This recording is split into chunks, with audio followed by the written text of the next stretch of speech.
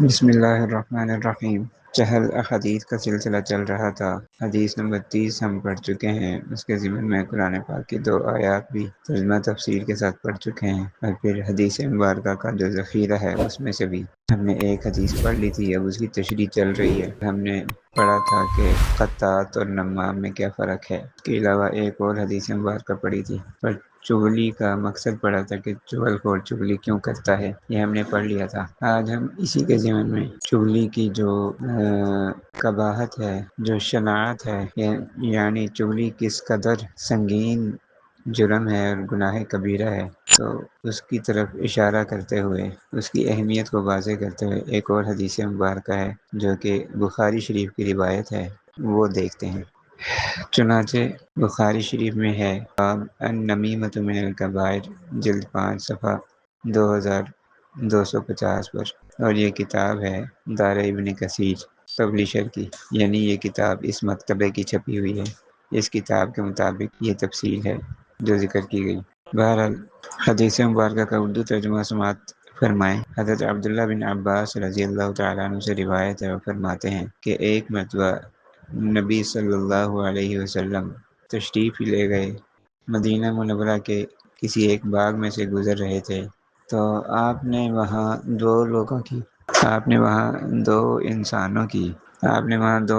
کی آوازیں سنی جن کو ان کی قبروں میں عذاب دیا جا رہا تھا، اور وہ کسی بڑے کام کی وجہ سے نہیں، کسی بہت بڑے مشکل کام کی وجہ سے عذاب نہیں دیا جا رہا تھا، حالانکہ وہ چیز بڑی ہی تھی، ٹھیک ہے، حقیقتاً واقعتاً وہ ایک بڑا گناہ تھا، کبیرہ گناہ تھا، لیکن جیسے ہوتا ہے نا، بندہ سمجھتا کہ پتہ نہیں کوئی بہت ہی بڑی چیز ہوگی، اس کی وجہ سے تھا، بلکہ وہ دیکھنے میں یعنی ایک معمولی عمل تھا، لیکن حقیقت میں بڑا جرم تھا، بڑا گناہ تھا۔ وہ کیا تھا کہ ان میں سے ایک شخص ایسا تھا کہ جو پیشاب سے نہیں بچتا تھا، یعنی پیشاب کے قطروں سے احتیاط نہیں کرتا تھا، تو پیشاب کے چھینٹوں سے نہ بچنا، پیشاب کے قطروں سے نہ بچنا، اور وہ کبھی بدن پر اور کبھی کپڑوں پر پڑیں اور اس بارے میں احتیاط نہ کرنا، تو وہ اس بارے میں احتیاط نہیں کرتا تھا، پیشاب کے چھینٹوں سے نہیں بچتا تھا، تو اس کو اس غلطی کی وجہ سے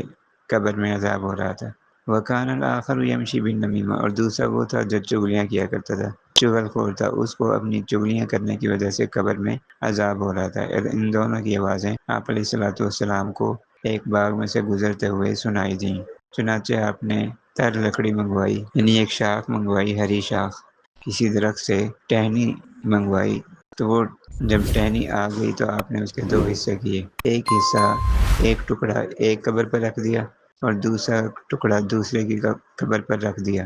کہ شاید جب تک خشک نہ ہو ان کے عذاب میں کچھ کمی ہو جائے۔ تو یہ اللہ کے پیارے نبی علیہ الصلوۃ والسلام کا یہ مبارک عمل تھا۔ اللہ تعالیٰ کی طرف سے آپ کو یہ قبر میں جن لوگوں کو عذاب ہو رہا تھا ان کی آوازیں سنائی دی گئیں، حالانکہ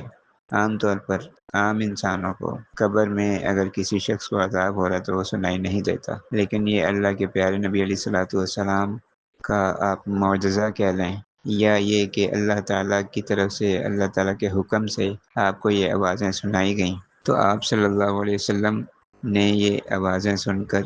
وضاحت بھی فرمائی کہ ان کو عذاب کیوں ہو رہا تھا، اور پھر آپ نے ان کے عذاب میں کمی کے لیے جو ہے ایک ٹہنی منگوا کے اس کے 2 حصے کر کے ایک کی قبر پر رکھ دیا، کہ شاید جب تک یہ خشک نہ ہو اللہ تعالیٰ ان کے عذاب میں کمی فرما دیں۔ یہ جو کچھ بھی تھا اللہ تعالیٰ کے حکم سے تھا، اللہ تعالیٰ کے چاہت اور ارادے سے تھا، ٹھیک ہے، اور یہ اللہ تعالیٰ نے آپ صلی اللہ علیہ وسلم کے ہاتھ پر اس کو ظاہر فرمایا تھا۔ تو بعض چیزیں ہوتی ہیں جو انبیاء کرام علیہ الصلوۃ والسلام کے ساتھ خاص ہوتی ہیں، عام انسانوں کے ساتھ وہ معاملہ نہیں ہوتا۔ بعض خصوصیات ایسی ہوتی ہیں یا معجزات ایسے ہوتے ہیں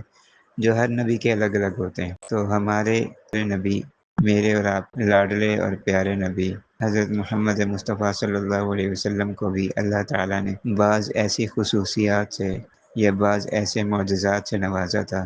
باقی انبیاء کرام علیہ الصلوۃ والسلام سے الگ تھیں، مختلف تھیں۔ تو بہرحال یہ ایک بڑی لمبی چوڑی بحث ہے، ایک بڑا لمبا چوڑا مضمون ہے، اور اس پہ بڑی گفتگو ہو سکتی ہے، اس لیے اور یہاں پہ اس کی تفصیل کا موقع نہیں ہے۔ فی الحال اس کو اتنا ہی سمجھیں کہ یہ جو عمل تھا جو اس حدیث مبارکہ میں بیان کیا گیا، یہ اللہ کے پیارے نبی علیہ الصلوۃ والسلام کی خصوصیت تھی، آپ کا معجزہ تھا، اللہ تعالیٰ کے حکم سے آپ کے ہاتھ پہ ظاہر ہوا تھا۔ تو بہرحال دعا ہے کہ اللہ تعالیٰ ہمیں اللہ کے لاڈلے اور پیارے حبیب حضرت محمد مصطفیٰ صلی اللہ علیہ وسلم کی کامل اور سچی اتباع نصیب فرمائے، اور آپ کے ساتھ والہانہ عشق اور محبت ہم سب کو نصیب فرمائے۔